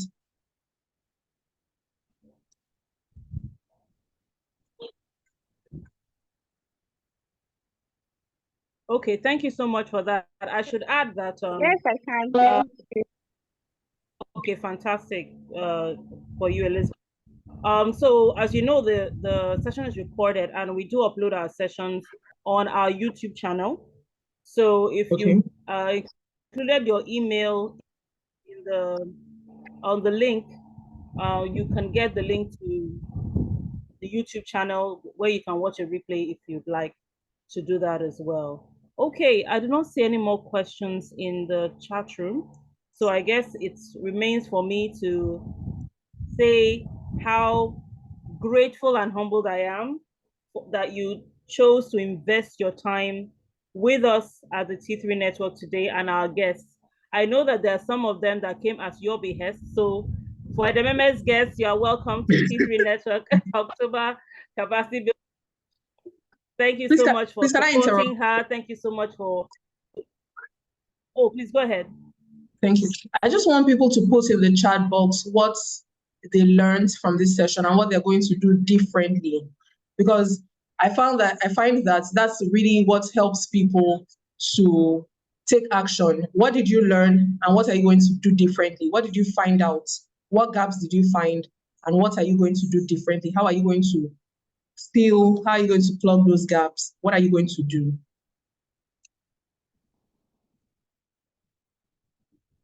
Okay, so let's can I see it in the chat presentation? I would like that too, but I'm more interested in what did you learn and what would you do differently? It's very important what you mentioned in the meme because I know that people decide to make a change in their lives and their careers, and they take the first step of maybe attending a session like this or a paid session or a coaching session, etc., etc. And then there's something in them that feels gratified that, oh, at least I've taken a step. But the truth is that if you don't take action, session or the coaching, or whatever it is, then it's almost as if you didn't take that step. All you're going to be left is the warm feeling that, oh, I took a step, but no change is gonna happen in your. So I also am very, very interested in seeing one thing that you've taken away from this session that you're going to change from now. I have taken away things that I can mention them. One of the things I know that I have to work on, because my personality, I'm a very socially, I don't want to say socially conscious. I'm very social in the sense I love contributing to social causes. So because of that, I would rather move other people forward than move myself forward, if you understand what I'm trying to say. My teammates, report to me than to say, oh, I'm doing this, I'm doing that.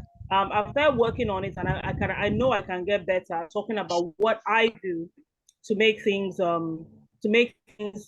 work within the organization. So I'm going to be working on that a little bit more. Awesome. That's taken away from here.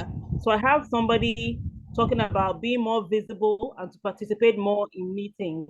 Don't just attend because you're invited. Make a contribution.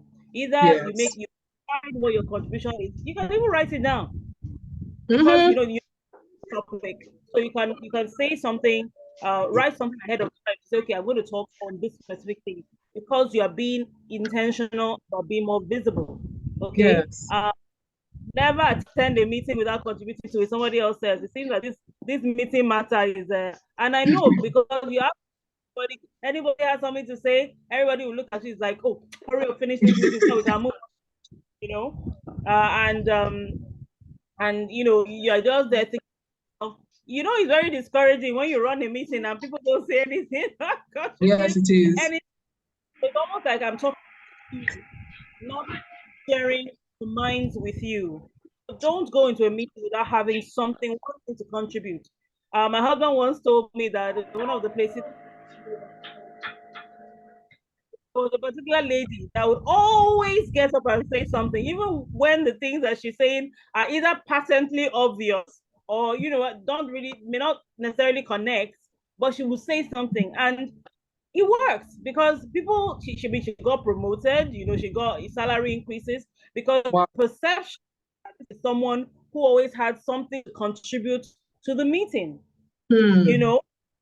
She had a couple of guys or people that worked with her knew it, and I told her, I said, look, maybe the people who are talking should be more perceptive in knowing whether or not she's actually contributing valuably or she's trying to play funny. But she has shown that I'm a person that you can overlook me in this organization. That's noticed last, riding the wave. Okay, but no, we are that we are content. So someone said there's someone who is muted and is making quite a bit of interruption. Okay, the person has, thank you so much for muting. I've learned to value relationships. Going forward, I shall, sorry, have I missed that? Strengthen my efforts at relating with colleagues in my organization. I plan to be more visible. That is great, but you need a plan. The plan is to be more visible. What is the plan? What steps are you going to take to be more visible? Some people have mentioned I must say something when we have meetings. That is one thing. So the relationship. What do you plan to do? Are you going to make sure that you have a conversation that non-work related to at least one colleague per day? Is that the plan? You have to have something you're going to do. You have the intention, you have to lay out a plan. Okay, somebody says, I learn to always give value by being intentional about quality delivery, have good rapport with colleagues, and always communicate my results expressly with adequate data. I think all this an achievement journal is what some people call it. This is why, okay, this is not it's something similar to this. I have something like this for work where I write my achievements in each quarter. So I write them down so that when I am having a conversation, appraisal conversation, I can bring these things up.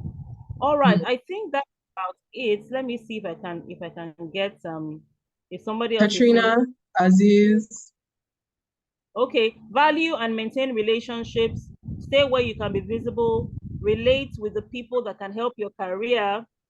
Work more on your interpersonal skills. In what way? Which interpersonal skills? Okay, it's not just about being friendly. Is it conversational skills? I don't know how to talk with people. Do I need some topics in my back pocket or my phone to remind me about what to talk about? Is it for me to find something about the person that we have, then have conversations on those things? Please, guys, make our goals smart, break them down so that we don't just leave this place and do exactly the same thing. Fantastic. So if you clicked on the link, we can actually do some minor coaching online for you. So we're going to go and reach out to you and say, what have you done differently? And we can be accountability partners for you. Because if no action, then there'll be no change. That is the truth. And Edememe, thank you so much. I think one more thing, and let me just say this, because this person has been brave enough to say something. Let me just read what they said. I learned that projecting one's abilities is crucial to your individual visibility. Thank you. Okay, Elizabeth, your best friend. I'm going to be more giving regular feedback without being asked via appropriate timely report writing. Fantastic. Edememe, thank you so much. I can't even tell you how much we value this. It is unquantifiable. This is an award winner, guys. We cannot pay how, and yes, she has invested in us. So if you've learned something today, can I see you in the chat room saying thank you to her for the time that she has spent? And we noticed your little assistant in the beginning. We will not to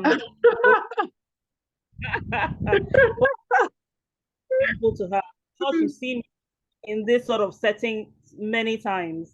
You know, she's learning, she's taking it in. Yes, yes. So she's a very erudite speaker in the future. Right. So we have buzzing. Thank you. We have thank you. We appreciate your time, ma'am. Many thank yous. Thank you. And thank you to tech support. My husband, thank you. Value it. Thank you. On LinkedIn. Her full name Edememe Oladiji-Wusu. I don't know if you're also on Instagram or any other social media. Are you?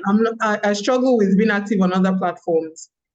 Okay. So she's very visible on LinkedIn. I can tell you that because I read her content whenever it's posted. I think, have I even put a notification? I think I've done that already.